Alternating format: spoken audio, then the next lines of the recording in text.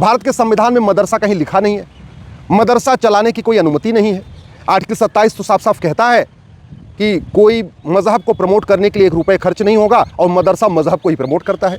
Article 28 तो साफ साफ कहता है कि किसी भी सरकार के द्वारा मान्यता प्राप्त स्कूल में कोई मजहबी तालीम नहीं होगी, और मदरसों में मजहबी तालीम होती है। आर्टिकल 30 कहता है एजुकेशन इंस्टीट्यूशन खोलने का अधिकार है।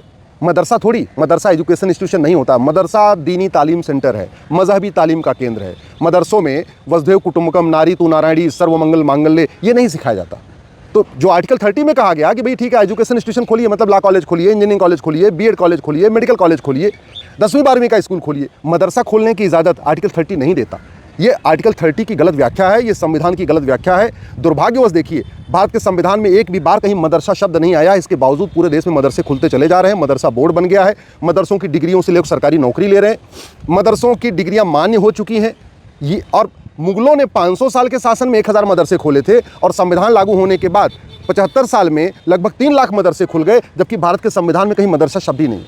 तो भारत को अगर सुरक्षित बनाना है तो केवल आतंकवादियों को मारने से काम नहीं चलेगा। गांधी जी कहते थे आतंकवादी से ज़्यादा आतंकवादी को मारने से ज़्यादा ज़रूरी है आतंकवादी सोच को मारना, और आतंकवादी सोच मदरसों में पैदा होती है। और हमारा संविधान भी कहता है भारत में कहीं मदरसा होना नहीं चाहिए।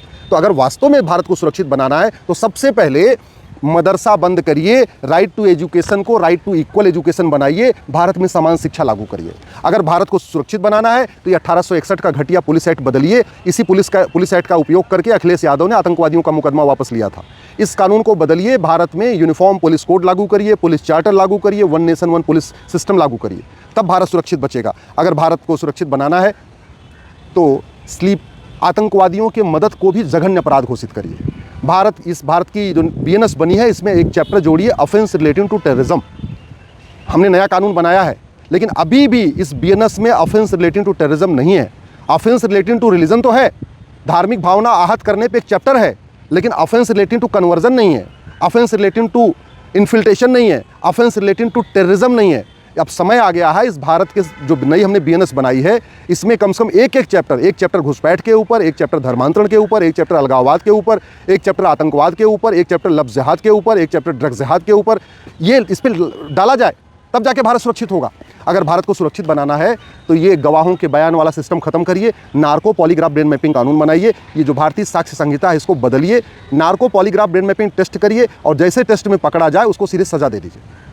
आतंकवादियों के खिलाफ कोई भी गवाही देने के लिए तैयार नहीं होता, और अंत में आतंकवादी सबूत के अभाव में बरी हो जाते हैं। अगर कोई आतंकवादी, चाहे वो यासीन मलिक हो, चाहे कन्हैयालाल का हत्यारा हो, अगर उसने वीडियो में कह रहा है कि हाँ हमने मारा है, तो फिर उसमें गवाहों के बयान क्यों चाहिए, उसमें क्रॉस एग्जामिनेशन क्यों चाहिए?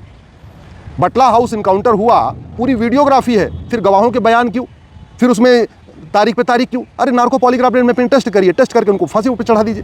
किसने रोका है नार्को पॉलीग्राफ ब्रेन मैपिंग कानून बनाने से? संविधान ने तो बिल्कुल नहीं रोका है। सरकार को ही बनाना पड़ेगा, संसद को ही बनाना पड़ेगा। अगर भारत को सुरक्षित बनाना है तो घुसपैठ, धर्मांतरण, आतंकवाद, अलगाववाद, लफ्ज़ जिहाद, लैंड जिहाद, ड्रग्स जिहाद को राष्ट्र की सुरक्षा के लिए खतरा घोषित करिए। हमारे पास राष्ट्र की सुरक्षा के लिए जो खतरा है उससे निपटने के लिए कानून है एनएसए, लेकिन ये इतना घटिया है, इसमें कहीं लिखा ही नहीं है कि राष्ट्र की सुरक्षा के लिए क्या क्या खतरा है। तो नतीजा ये हो रहा है कि पुलिस ना स्लीपर सेल के ऊपर एनएसए लगाती है, ना घुसपैठियों और उनके मददगारों पे एनएसए लगाती है, न धर्मांतरण कराने वाले और उनके मददगारों पे एनएसए लगाती है, न लफ्ज़ जिहाद, लैंड जिहाद करने वाले और उनके मददगारों पे एनएसए लगाती है, न जो नशा तस्करी करते हैं, मानव तस्करी करते हैं, उनके ऊपर उनके मददगारों पे एनएसए लगाती है। तो इस कानून को बदलना पड़ेगा, तब भारत सुरक्षित होगा। भारत को अगर सुरक्षित बनाना है तो ये जो यूएपीए एक्ट है 1967 में बना था, इसको बदलिए। लफ्ज़ जिहाद, लैंड जिहाद भी हमारी देश की एकता अखंडता के लिए खतरा है, ड्रग्स जिहाद हमारी देश की एकता अखंडता के लिए खतरा है, घुसपैठ जिहाद हमारी एकता अखंडता के लिए खतरा है, धर्मांतरण जिहाद हमारी देश की एकता अखंडता के लिए खतरा है, और ये जो आतंकवादियों की मदद करते हैं स्लीपर सेल, ये भी हमारी एकता अखंडता के लिए खतरा है। तो इनके ऊपर यूएपीए तब लगेगा, पुलिस तब इस पे लगाएगी, कोर्ट तब उनको सजा देगी यूएपीए में, जब इसमें बाकायदा क्लियरली डिफाइन होगा कि देश की एकता अखंडता के लिए क्या क्या खतरे हैं।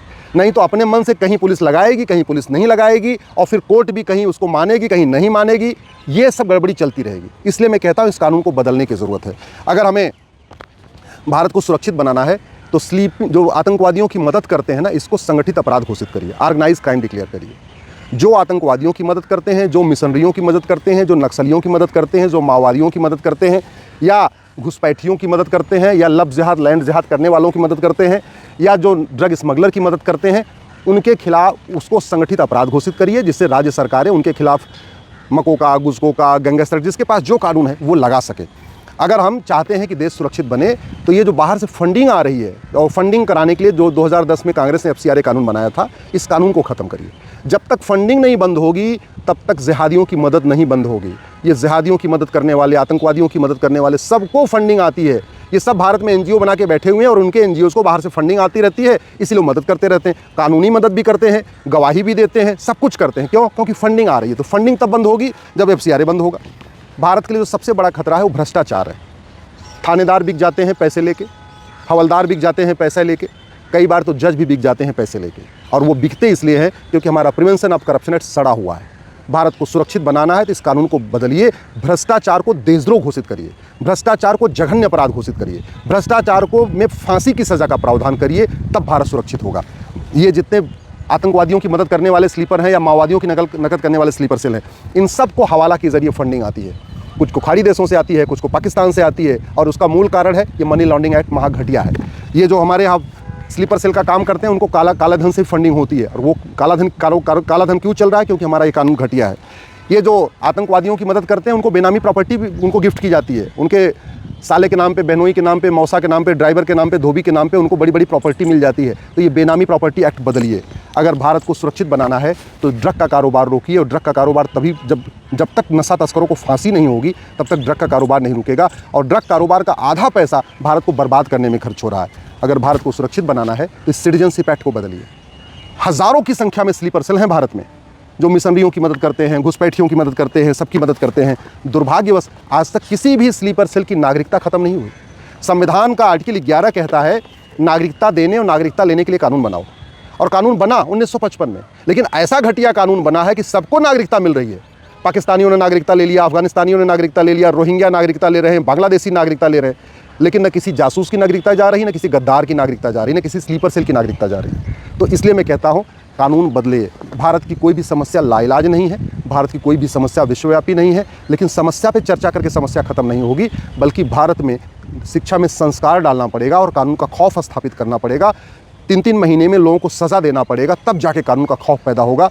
अपराधियों की 100% प्रॉपर्टी जब्त करनी होगी, अपराधियों की नागरिकता खत्म करनी होगी, और 3 महीने के अंदर उनको आजीवन कारावास, फांसी देना होगा, तब जाके खौफ पैदा होगा, तब भारत सुरक्षित होगा।